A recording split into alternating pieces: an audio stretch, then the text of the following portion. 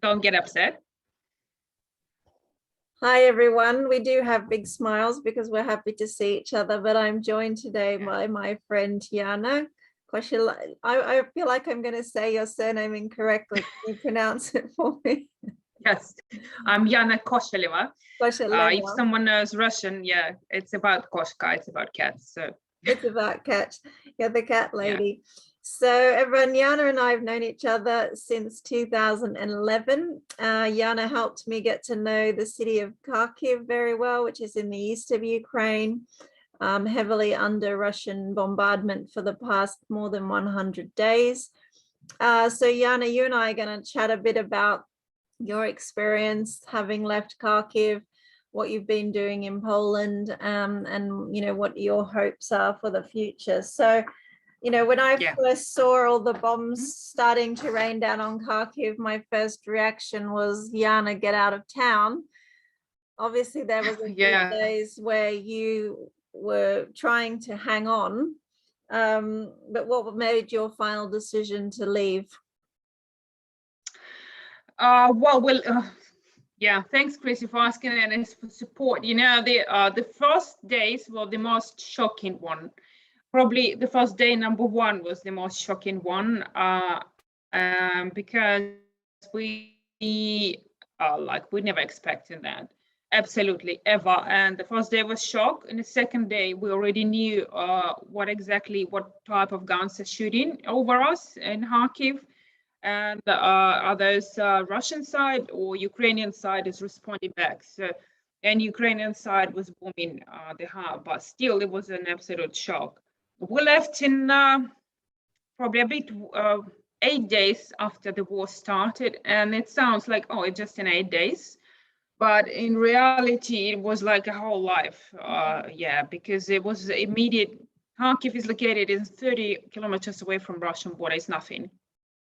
And they've been very close, and they started to bomb city with heavy aviation and with cassette bombings, all these prohibited weapons immediately, a few days after they attacked the city. So it kind of was terrifying, and it was pretty scary to leave. So lots of people actually was panicking, and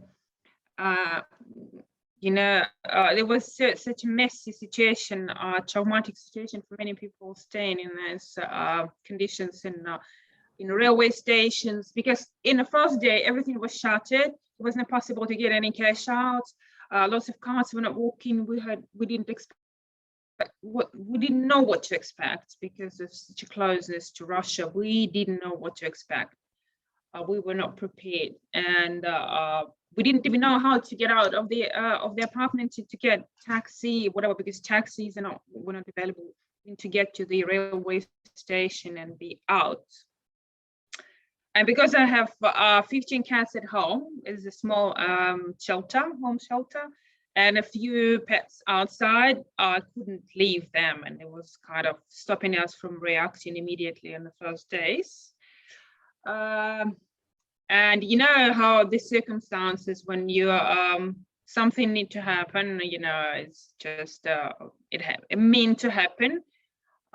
One of the ladies who also looked after the cats, there's stray cats in the street, we met and we chatted, and she thought that she cannot leave because she looks after her brother and her old mom, and we made a decision that she's gonna look after the cats temporarily, and we're gonna leave because my HR of my company told me, you have to be out.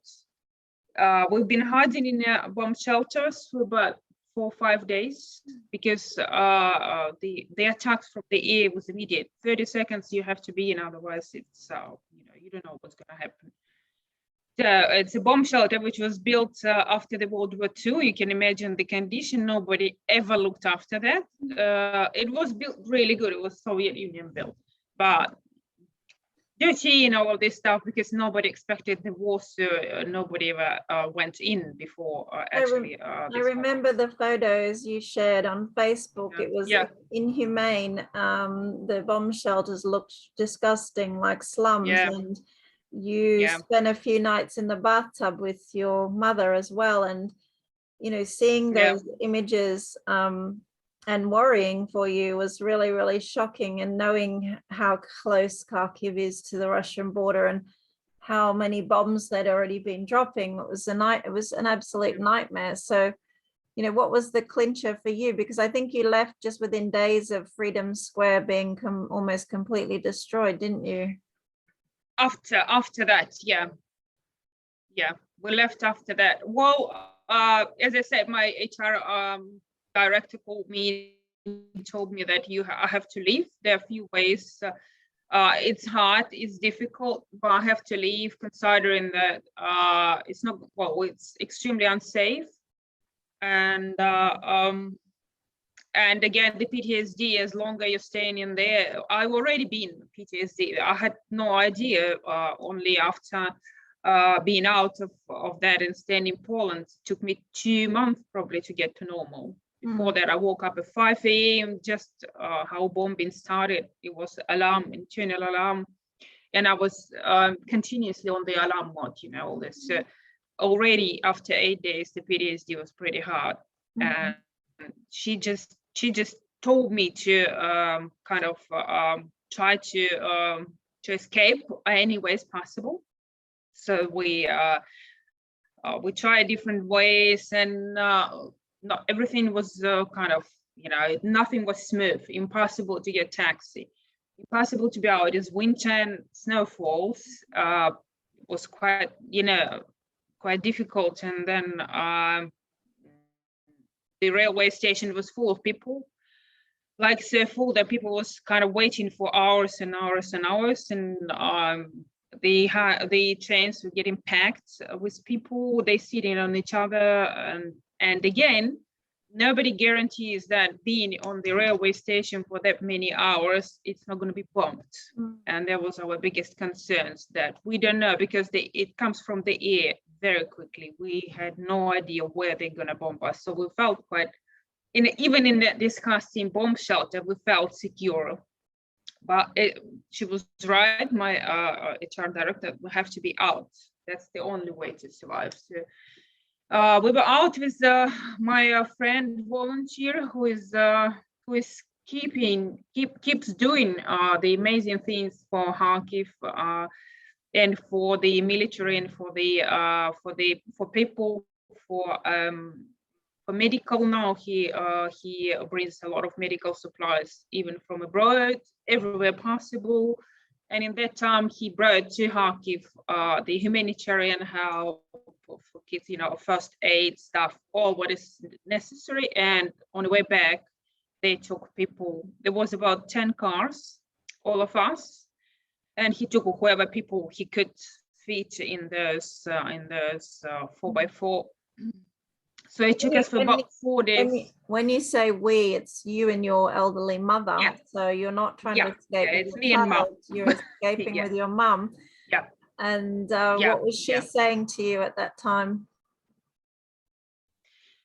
Well, she was quite scared as well, and she also was a big concern for her to leave the bomb shelter, because we felt at least we're gonna survive. And again, because it's the biggest shock, we've never been in a war or in such a war zone ever.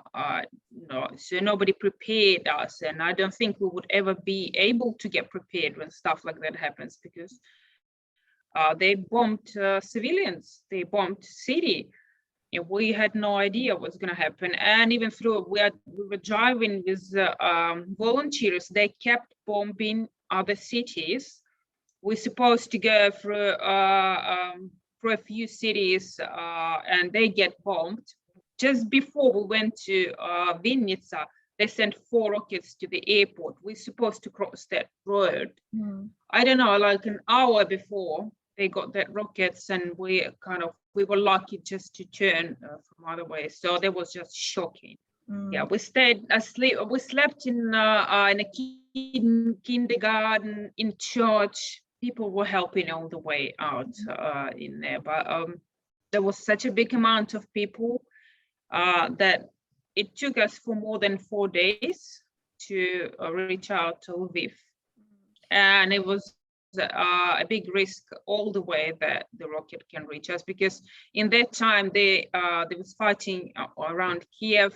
There was the time that there was Bucha occupied, and Irpin, and all of those cities from Belarus side. So pretty much the whole Ukraine was in danger in that time. Yeah, I remember you telling me where you were, Yeah. which town you're in, and I'd go onto Google Maps Yeah. and see where you were, and I'm like, keep going, keep going. And then we really only had relief when you got the train to Wrocław. I feel when you arrived in Wrocław, there was that slight glimmer of, yes, she's made it, because even when you got to Lviv, to me, it didn't feel that you were still safe. Did you feel that? Yeah.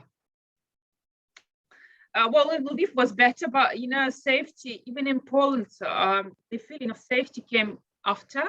In Poland, it was a weird feeling. Then we went in, and all people living normal life, like nothing happened, and I still got my war inside of me. And it was, and I didn't know what to do with that, because I still was on a high alarm. The chimes are going, I can hear the plane. It was shock. So the feeling of safety came probably in a month or so, when I already settled in Virginia. Before that, even my brain was processing that, and I'm already safe. My body did not respond. So we stayed connected as much as we could. Yeah, you managed to make your way to the north of Poland, to what's the Baltic Sea area, which is the far north. And you have been safe there for almost 3 months now. But have you felt like a refugee where you are? Because I know you're in a smaller town as opposed to a bigger city. How do you feel? Well, the refugee is quite confusing word for me, because it shows that you are hopeless. From my point of view, that stage. But in Poland, we've been hugged. We just crossed the border. We've been literally hugged and looked after, the volunteers, the Polish volunteers. So at the beginning, when I crossed it, I felt that I'm, escaping from the war. But in Poland, I don't feel like, the word of refugee. I feel that I'm under the protection, and I feel that I'm in a family, because Polish culture, and we're very similar with Ukrainian. Even the language sounds very similar. So I feel almost home. And that makes me feel more, not so much homesick. There's also a lot of Ukrainians here, almost in every region. There are Ukrainians, and there are lots of help, stuff organized for Ukrainians to kind of, to make us feel as a home. And firstly, when I went to Wrocław, I see Ukrainian flags almost everywhere in a small shops, restaurants, coffee shops, and trams, and it make me cry, because I had no idea that we're gonna get so much support. And so now I must say that I'm extremely grateful for Poland and Polish people, not only, but Polish people, which actually took us as a family. It's wonderful. And even other Polish people that I've worked with throughout this last few months, they call Ukrainians our guests. Do you ever hear that, our guests from Ukraine? That's, and many people are calling us a family here, and we didn't know what to expect. Escaping to a different country, we didn't know what to expect, where to live, how our life is gonna go. It's a total shock. We've never been prepared, but gratefulness is kind of the first feeling. Then comes when I think about how we left Ukraine.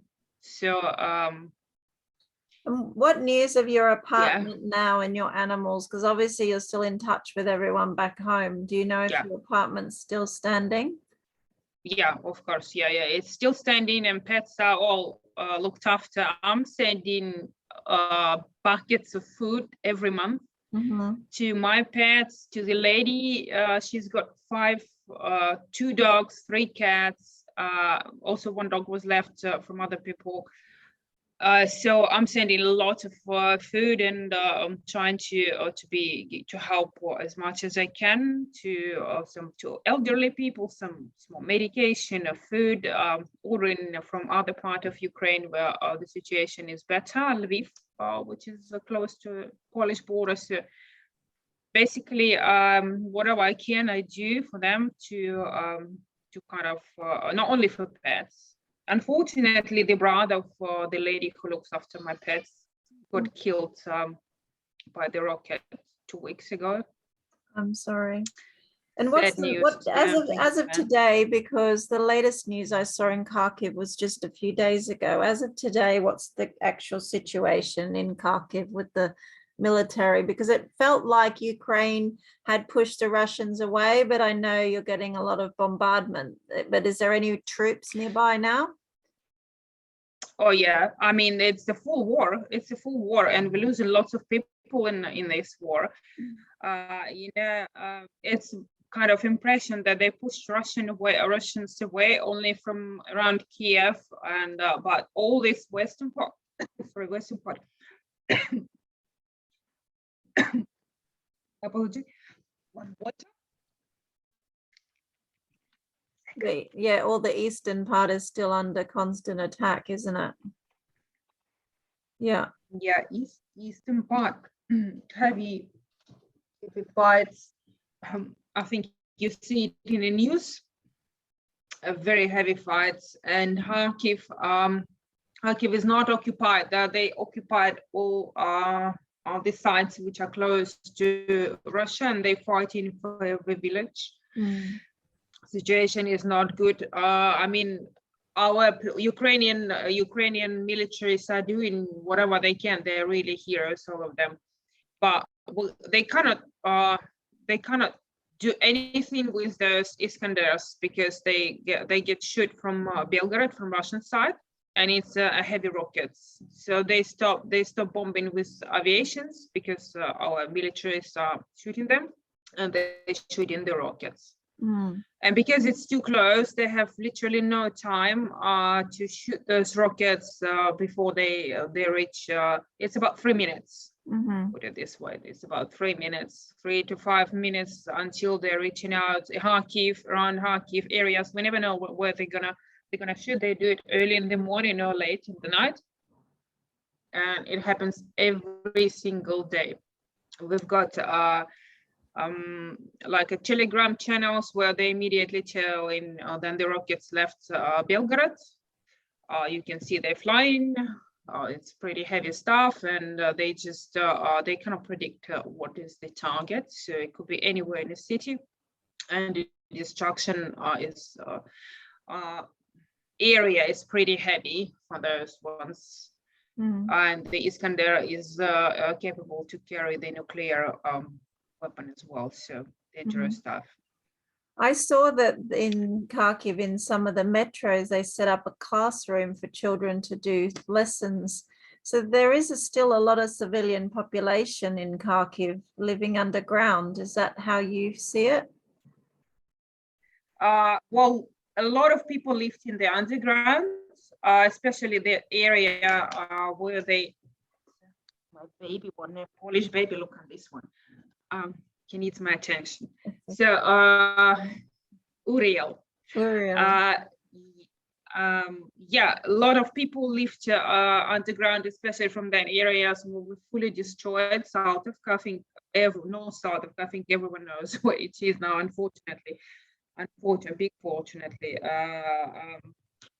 the majority of houses are completely destroyed with no option to kind of do something with them. They have to be knocked.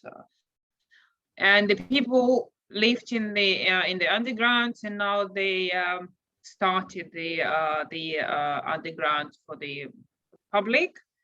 Basically, some people can still hide in these places, but other than that, some other people getting places in the campuses and student campus, because there are no international students at the moment, so they try to kind of settle people in some conditions. which Yeah, is I think suitable for living, because underground is obviously not for living. no, I think the interesting thing about, for those that have never been to Kharkiv, it was a large city of almost a million people, right? But it had a very large international, Two two and and a a half half million, million. had a large international student population. So a lot of foreigners studied there. There was medical universities, all kinds of universities for international students. And you had a brand new soccer stadium that I visited, plus you had lots of new things that had been built in the last decade, with like the shopping mall, all now completely destroyed. How does that make you feel that your city is being turned to rubble? It's anger and sadness, but in the same time, I'm proud of Ukrainians and Kharkiv people, because despite of being destroyed, people, they coming out and cleaning the city. The taxi drivers will clean the central streets as well, to make drive through when the government building was destroyed, and some central, because some unique heritage buildings are destroyed forever. You cannot recover them. So it's just fully violent. And some beautiful parks you had. I don't know, you haven't seen those, which were built after the Euro 2012. The amazing new parks. There also was brutally bombed, and it's just nothing to do with any military or any. It's just purely to kind of destroy the civilian life, and people angry, and so am I. But we love Ukraine more than ever, with cars and with everything, because we just when something in your heart and you have to live it in such circumstances. The only thing I feel is a much bigger love than before, to my Ukraine, to my freedom, to Kharkiv, to everything we had. Appreciation to those people which are protecting, cleaning, looking after things, volunteers which are helping out, bringing food. Absolutely every single one. A big love, and of course to Ukrainian culture, to peaceful Ukrainian culture. Despite of whatever happened, people don't keep negativity or hate. They keep more love. They grow more love in heart. That is really the best thing. Which the best thing for the best hearts. That's what I can say. That's really lovely to hear, and also heartbreaking to hear. I've obviously had a lot of big emotions myself this past 4 months, and keeping in contact with you has been, really good, because, I have you to thank for my appreciation of Kharkiv in the days and weeks and months that we spent there together. And so it really just seems so shocking to me that this can also happen. Do you have any guilt for not being there now, and where you are at this stage? Yes, Chrissy, exactly. Is the question. You hit the point. I think it's a psychological how they call it, psychological condition. The guilt of survivor that I read after, and then I'm not there, and other people are there. What if I would stay there? What I would do? And I know everyone who is professional psychologist say you wouldn't do anything. Maybe I will be able to help someone, but maybe not. Maybe what would happen with my mom? My mom will probably gonna have a heart attack, and I don't know. So basically, it's not much I would be able to do from there and for there.